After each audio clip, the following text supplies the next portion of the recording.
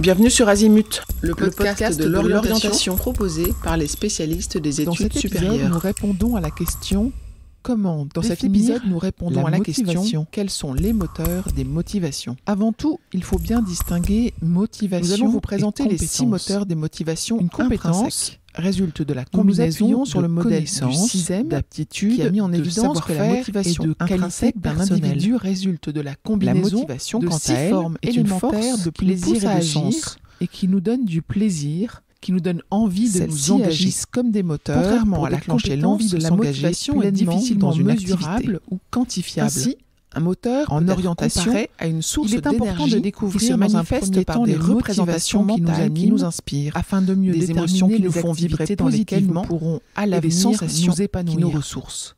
Nous déterminerons par la suite les compétences nécessaires que nous cherchons à renouveler. Mais il n'est pas toujours aisé de découvrir ces moteurs de motivation permet de déduire les conditions. Nous avons l'habitude de distinguer deux grands types de motivation et pouvoir donner le meilleur de nous-mêmes. Les motivations extrinsèques, afin de déterminer les motivations, prenez de quoi noter et oubliez celles de premier temps extrinsèques, le monde professionnel sont basées sur l'espoir d'une récompense ou sur la crainte d'une sanction. Observez-vous durant des activités régulières ou de statut social valorisant, riches en plaisir, de confort matériel ou de reconnaissance sociale. Par exemple, vos passe-temps. Que ce soit dans le regard de sa famille, de ses collègues ou de ses amis. Pour chacune de ces activités, ces motivations extrinsèques peuvent varier selon les périodes de notre existence. Qu'est-ce qui est stimulant, amusant, agréable, les motivations de cette activité intrinsèque varient. Quels sont les moments et se retrouvent dans les situations où l'activité en soi est considérée comme une récompense.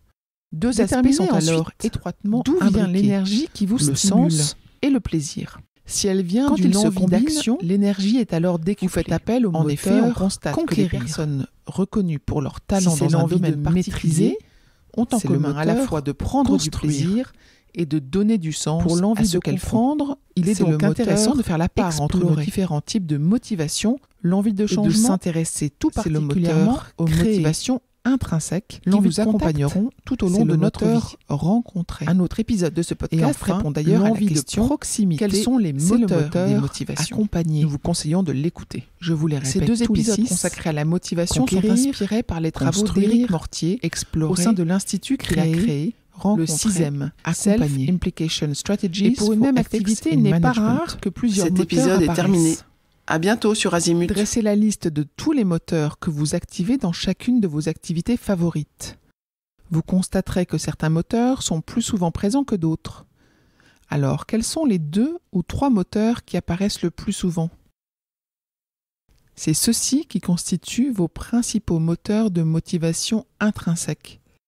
Ils vous permettent de déduire les conditions à réunir pour que vous puissiez donner durablement le meilleur de vous-même et ainsi être pleinement épanoui et motivé. Alors maintenant que vous les connaissez, pensez aussi à vérifier leur présence dans vos choix d'orientation. Ces 2 épisodes consacrés à la motivation sont inspirés par les travaux d'Éric Mortier au sein de l'institut qu'il a créé, le 6e, Self Implication Strategies for Ethics in Management. Cet épisode est terminé. À bientôt sur Azimut.